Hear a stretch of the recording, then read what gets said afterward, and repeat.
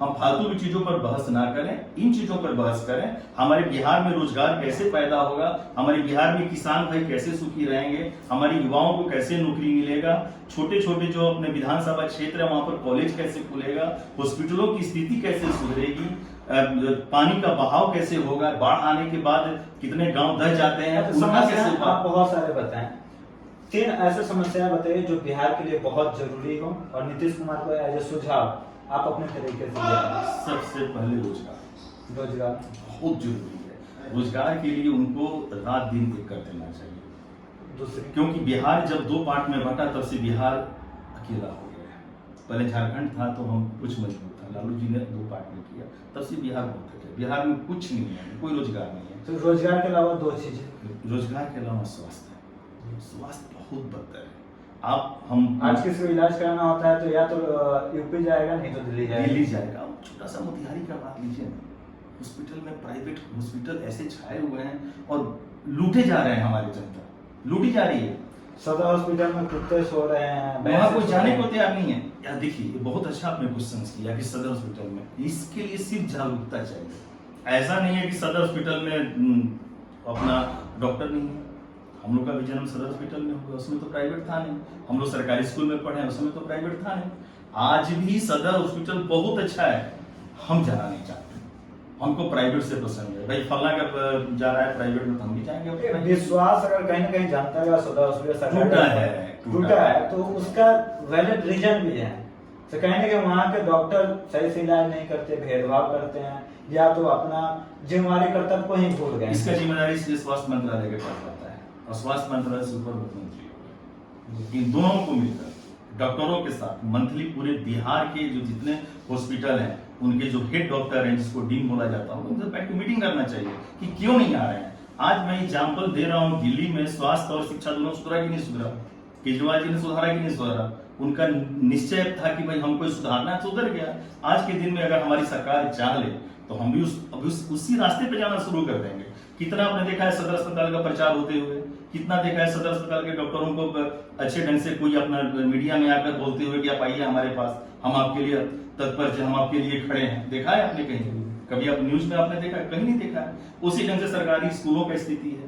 तो स्वास्थ्य के बाद शिक्षा तक 3 आपने पूछा। पहला मैंने आपको बता दिया बेरोजगारी, दूसरा आपको बता दिया स्वास्थ्य, तीसरा शिक्षा।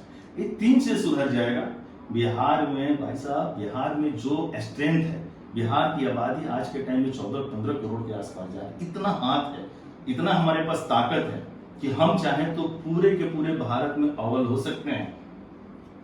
कल्याणपुर विधानसभा की जरूरत को देखते हुए अगर 2025 में आपको जनता चुनती है, विधानसभा में आप क्या मुद्दा उठाएंगे? 3 बेसिक नीड। अगर हम बनते हैं तो सबसे पहले मैं यहाँ पर महिलाओं के लिए एक अलग से, लड़कियों के लिए कॉलेज का व्यवस्था करूंगा।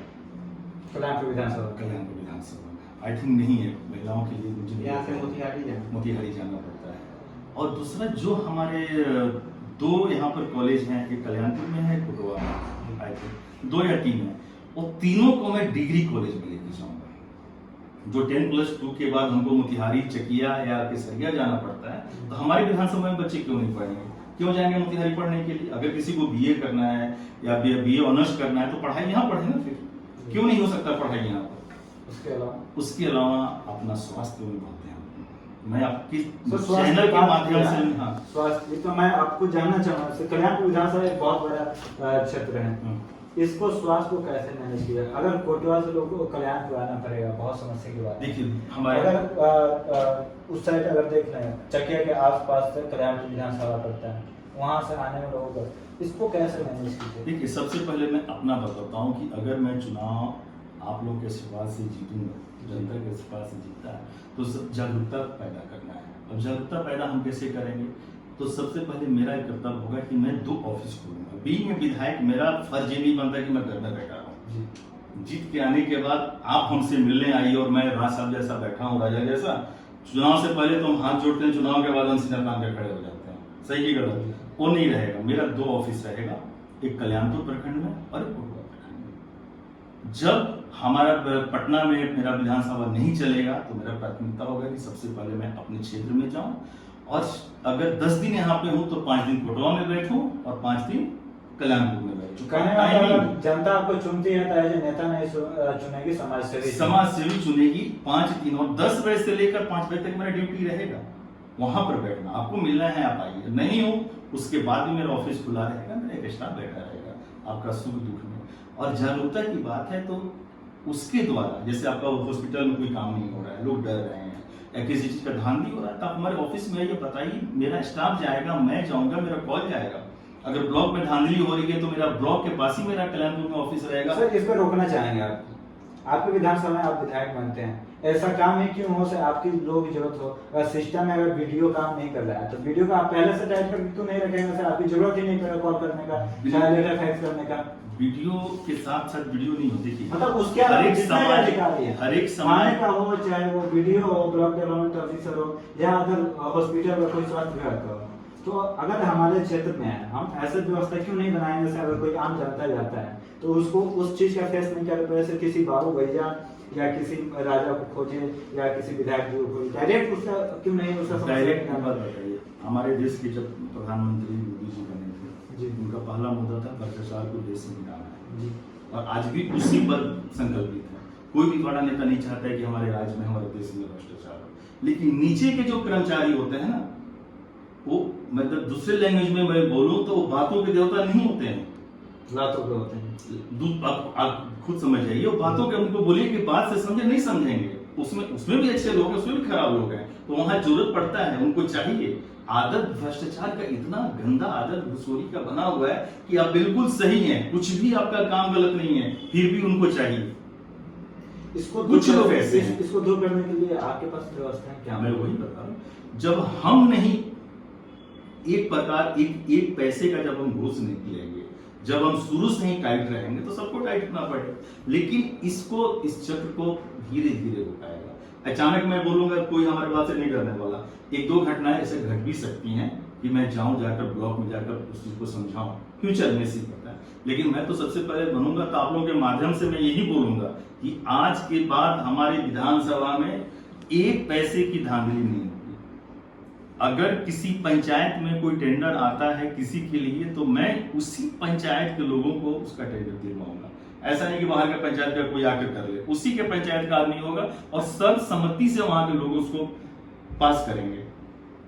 थोड़ा देर के लिए मतभेद हो सकता है इस बातों को लेकर, मन में होगा, लेकिन भाई जिस क्षेत्र का है, अगर कोई काम खराब हो, मान लीजिए रोड है, दूसरे पंचायत का कोई आकर या दूसरे जगह कोई बना के चला गया, कहाँ ढूंढने जाएंगे? यहाँ के लोग।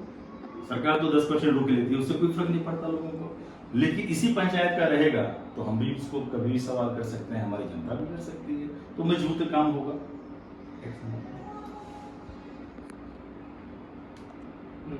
करेंगे फिर से। सर अपने सारे मुद्दा पर अपनी बात बहुत बेबाकी से रखा, बहुत अच्छे से। लास्ट क्वेश्चन मैं ये पूछना चाहूँगा सर, अगर कल्याणपुर में आप चुनाव लड़ते हैं तो अपनी जनता से क्या मतलब कहना चाहेंगे जैसे हाँ आपको चुने?